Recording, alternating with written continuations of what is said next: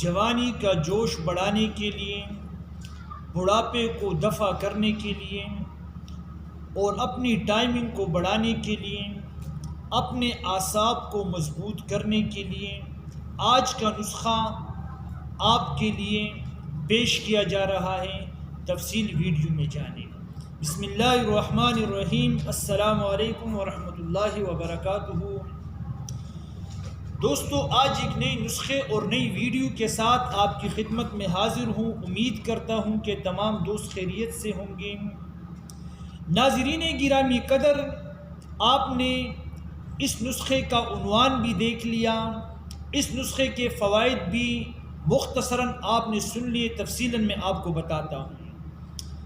اگر آپ کو بڑھاپے کی وجہ سے کمزوری محسوس ہو رہی ہے اور اگر آپ کو اپنی مردانہ قوت میں کمی محسوس ہو رہی ہے، اگر آپ کو ٹائمنگ کی شکایت ہے اور اگر آپ کو ہر وقت پٹوں میں کھچاؤ رہتا ہے، تو آج کی ویڈیو آپ ملاحظہ کیجئے اور اس کو بنا کر کے اپنے گھر میں استعمال کیجئے۔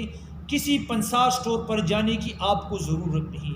یہ اس نسخے کا کمال اور فائدہ اور آسان ہونا ہے۔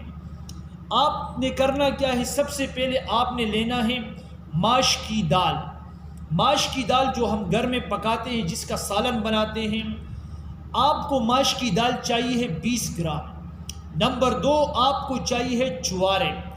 چوارے آپ کو 2 عدد چاہیے ہے، اس کی گٹلی نکالنی ہے۔ نمبر 3 جو آپ کو چیز چاہیے ہے وہ ہے بادام۔ بادام تقریباً آپ کو 7 عدد، 7 دانے، 7 گری، 7 عدد آپ کو بادام چاہیے ہے۔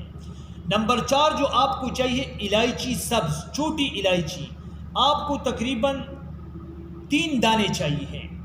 آپ دوبارہ نسخے کے وزن کو نوٹ کیجئے۔ ماش کی دال آپ کو 20 گرام چاہیے ہیں، چوارے 3 عدد آپ کو چاہیے ہیں، بلکہ چوارے 2 عدد آپ کو چاہیے ہیں۔ آپ کو بادام چاہیے ہے تقریباً 7 عدد۔ اس کے ساتھ آپ کو جو چھوٹی چیز چاہیے ہے وہ ہے الائچی، چھوٹی سبز الائچی، جس کو ہم چائے میں یوز کرتے ہیں، کھانے کی چیزیں میں یوز کرتے ہیں، وہ آپ کو 3 عدد چاہیے ہے۔ آپ نے کرنا کیا ہے؟ الائچی، چوارے، بادام اور اسی کے ساتھ دال ماش، یہ آپ نے رات کے وقت دودھ کو پکا کر کے اس کے بعد آپ نے یہ چیز اس میں ڈالنی ہے۔ یہ تمام چیزیں دودھ میں ڈالنی، اس کو محفوظ رکھ لیں۔ آپ اس میں شکر ملانا چاہے، شہد ملانا چاہے، آپ کی مرضی، آپ اس کو محفوظ رکھ لیں۔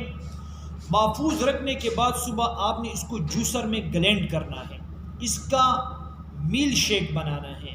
مل شیک بننے کے بعد آپ نے صبح ناشتے میں اسی کو استعمال کرنا ہے۔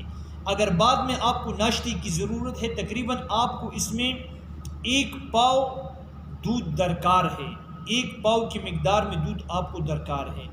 اس کے بعد آپ اس کو گلینڈ کریں، اس کو صبح آپ اس کا ایک ماوا ربڑی سا جو بھی کہے بن جائے گا، اس کو آپ استعمال کریں۔